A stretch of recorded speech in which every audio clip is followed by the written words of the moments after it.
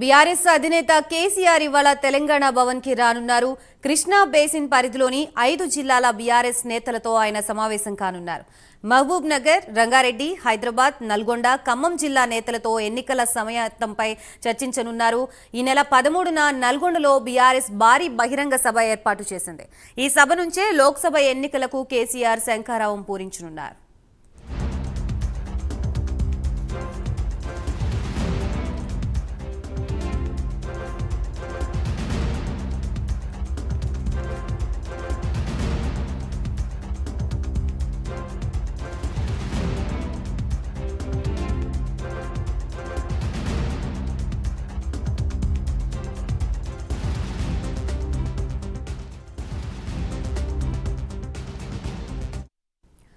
BRS అధినేత కేసీఆర్ ఇవాళ తెలంగాణ భవన్ కి రానున్నారు. కృష్ణా బేసిన్ పరిధిలోని 5 జిల్లాల నేతలతో మాట్లాడనున్నారు. అలాగే ఆయన మహబూబ్ నగర్, రంగారెడ్డి, హైదరాబాద్, నల్గొండ, ఖమ్మం జిల్లా నేతలతో ఎన్నికల సమాయత్నంపై చర్చించనున్నారు. ఈ నెల 13న నల్గొండలో బీఆర్ఎస్ భారీ బహిరంగ సభ ఏర్పాటు చేసింది.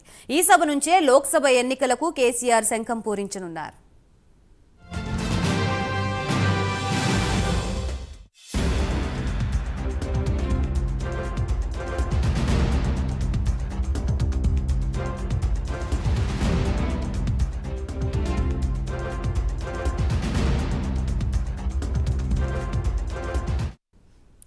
మొత్తంగా నేడు తెలంగాణ భవన్లో బీఆర్ఎస్ అధినేత కేసీఆర్ బీఆర్ఎస్ నేతలతో మీటింగ్ ఏర్పాటు చేసినట్లుగా తెలుస్తోంది. దీనికి సంబంధించి కంప్లీట్ అప్డేట్స్ ఇవ్వడానికి మా ప్రతినిధి చందు సిద్ధంగా ఉన్నారు. చందు.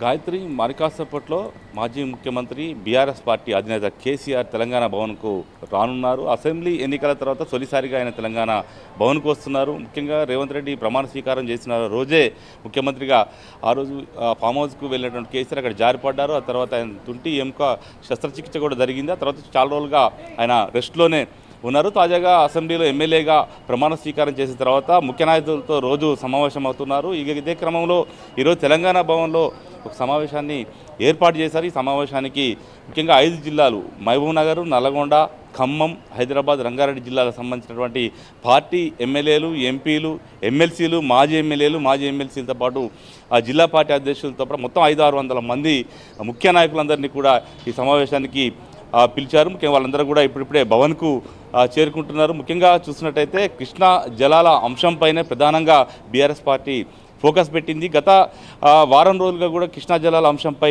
ఇటు కాంగ్రెస్ పార్టీ, బీఆర్ఎస్ పార్టీ మధ్య ప్రసవాళ్ళు కొనసాగుతున్నాయి. ముఖ్యంగా కేఆర్ఎంబీకి కృష్ణా బేసిన్లో ఉన్నటువంటి ప్రాజెక్టులను తెలంగాణ సర్కార్ అప్పగించిందంటూ కూడా బీఆర్ఎస్ పార్టీ మండిపడుతుంది. మరోవైపు కాంగ్రెస్ పార్టీ మేము ఇంకా అప్పగించలేదు, అనవసరంగా అబద్ధ ప్రచారాలు చేస్తున్నారని చెప్పి కూడా కాంగ్రెస్ పార్టీ నేతలు చెబుతున్న క్రమంలో ఈ అంశాన్ని ఏదైతే కేఆర్ఎంబీ అంశాన్ని ప్రధాన ఎజెండాగా చేసుకోవాలని కూడా బీఆర్ఎస్ పార్టీ భావిస్తుంది. ఇదే అంశంపై ఈరోజు సమావేశాన్ని కూడా కేసీఆర్ ఇక్కడ ఏర్పాటు చేశారు. ప్రధానంగా చూసినట్టయితే గత అసెంబ్లీ ఎన్నికల్లో ఖమ్మము, అదేవిధంగా ఉమ్మడి ఖమ్మం, అదేవిధంగా అటు మహబూబ్నగర్, నల్గొండ జిల్లాల్లో బీఆర్ఎస్ పార్టీకి కోలుకోలేని దెబ్బ తగిలింది. ముఖ్యంగా ఖమ్మం జిల్లాలో 1 సీటు గెలిచింది, నల్గొండ జిల్లాలో 1 సీటు గెలిచింది, మహబూబ్నగర్లో 2 సీట్లకు మాత్రమే పరిమితమైన నేపథ్యంలో వచ్చే పార్లమెంటు ఎన్నికల్లో గట్టెక్కాలంటే ఏదో ఒక అంశం అయితే బీఆర్ఎస్ పార్టీకి ఇప్పుడు అవసరం. ఇది ఇప్పుడు కేఆర్ఎంబీ అంశమే అందివచ్చిన అస్త్రంగా కూడా బీఆర్ఎస్ పార్టీ భావిస్తుంది. ఇదే అంశంతో ప్రజల్లోకి వెళ్ళాలి, ముఖ్యంగా రైతాంగాన్ని కూడా కట్టాలి, రైతుల మద్దతుతో మరోసారి ఈ స్థానాల్లో పార్లమెంట్ సెగ్మెంట్లో విజయం సాధించాలని కూడా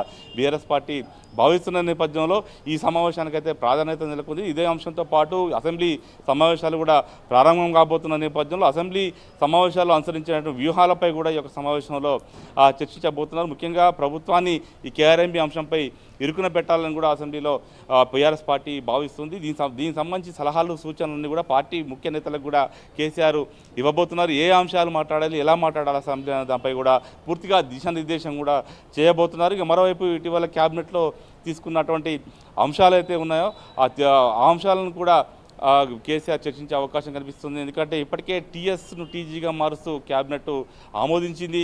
ఇక మరోవైపు ఈ అన్ని అంశాలన్నింటిపై కూడా కూలంకషంగా నేతలకు దిశానిర్దేశం అయితే చేయబోతున్నారు. ముఖ్యంగా ఈ నెల 13వ తారీఖు నల్గొండ జిల్లా వేదికగా భారీ బహిరంగ సభకు కూడా బీఆర్ఎస్ పార్టీ ప్లాన్ చేస్తోంది. ముఖ్యంగా 2 లక్షల మంది రైతులను సమీకరించి ఈ యొక్క సభను దిగ్విజయంగా విజయవంతం చేయాలని కూడా బీఆర్ఎస్ పార్టీ భావిస్తుంది. ముఖ్యంగా ఏదైతే ఖమ్మం జిల్లా, ఉమ్మడి ఖమ్మం జిల్లా, మహబూబ్ నగర్, అదేవిధంగా ఇటు నల్గొండ, ఈ 3 జిల్లాల్లో ముఖ్యంగా మొత్తానికి రైతుల్లో ఏదైతే కేఆర్ఎంబీ అంశాన్ని తీసుకెళ్లాలి. ఖచ్చితంగా కేఆర్ఎంబీతో మొత్తం నష్టమైతే రైతులకే జరుగుతుంది. ఇప్పటికే సాగర్ ఎడమ కాలువకు నీరు లేక మంటలు ఎండిపోతున్నాయని కూడా రైతులు ఆవేదన వ్యక్తం చేస్తున్నారని కూడా బీఆర్ఎస్ పార్టీ చెప్తున్న క్రమంలో ఈ 3 జిల్లాల్లో ఉద్యమాన్ని లేవదీయాలని కూడా బీఆర్ఎస్ పార్టీ భావిస్తుంది. ముఖ్యంగా దక్షిణ తెలంగాణ టార్గెట్గానే కేసీఆర్ వ్యూహాలు రచిస్తున్నారు.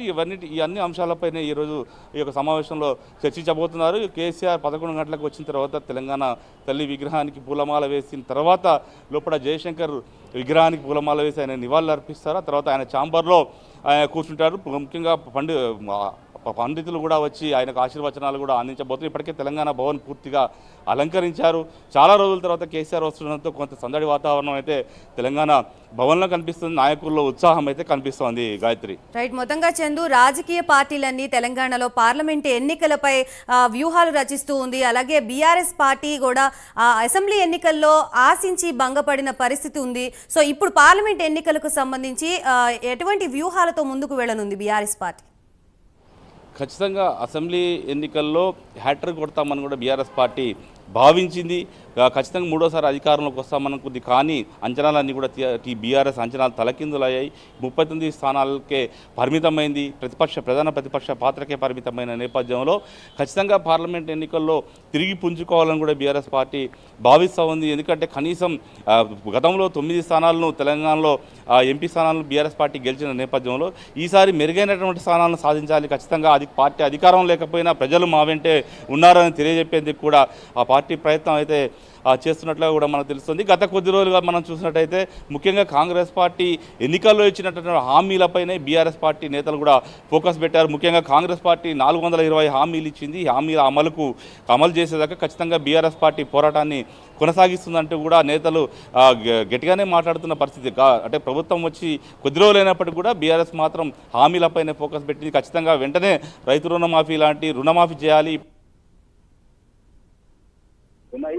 వీటన్నిటిపైన కూడా ఫోకస్ పెట్టింది. గ్రామాలు పార్లమెంటరీ వారిగా ఇప్పటికే సమావేశాలు కూడా తెలంగాణ భవన్లో ఏర్పాటు చేసి ఇప్పుడు నియోజకవర్గాల వారిగా కూడా బీఆర్ఎస్ పార్టీ సమావేశాలు నిర్వహిస్తుంది. ఈ సమావేశాల్లో ఒక బుక్లెట్లను కూడా కార్యకర్తలకు అందజేస్తున్నారు. ముఖ్యంగా కాంగ్రెస్ పార్టీ ఇచ్చినటువంటి హామీలు ఏమవుతున్నాయో అవన్నీ కూడా బుక్లెట్ రూపంలో కొట్టించి కార్యకర్తలకు కూడా ఇచ్చారు. ఇవన్నీ కూడా గ్రామాన ఇంటింటికి ప్రచారం చేయాలి. ఖచ్చితంగా కాంగ్రెస్ పార్టీ వైఫల్యాలను ప్రజల్లోకి ఎండగట్టాలనేటువంటి విధానాన్ని కూడా ఇప్పటికే తీసుకెళ్లే ప్రయత్నం అయితే చేస్తున్న నేపథ్యంలో ఇప్పుడు మరోసారి పార్లమెంటు ఎన్నికల్లో కేఆర్ఎంబీ అంశం బీఆర్ఎస్ పార్టీకి కలిసి వచ్చిందని ఆ పార్టీ నేతలు అంచనా వేస్తున్నారు. ఎందుకంటే నీళ్లు, నిధులు, నియామకాలు అనేటువంటి ట్యాగ్ లైన్తోనే తెలంగాణ ఉద్యమంలో బీఆర్ఎస్ పార్టీ పోరాటం చేసింది. ఆ క్రమంలో తెలంగాణను సాధించిన పరిస్థితుల్లో మరోసారి ఈ అంశాన్ని ఎత్తుకుంటేనే తొందరగా ప్రజలు బీఆర్ఎస్ను రిసీవ్ చేసుకుంటారు అనేటువంటి ఉద్దేశం అయితే బీఆర్ఎస్ పార్టీలో కనిపిస్తుంది.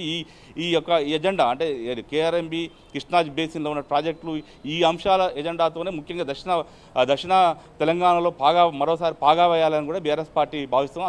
అందులో భాగంగా ఈరోజు కేసీఆర్ నేతలందరికీ కూడా ఆయా జిల్లాలకు సంబంధించిన ముఖ్య నేతలు కూడా దిశానిర్దేశం అయితే చేయబోతున్నారు. Gayatri, right. Thank you for the update Chandu.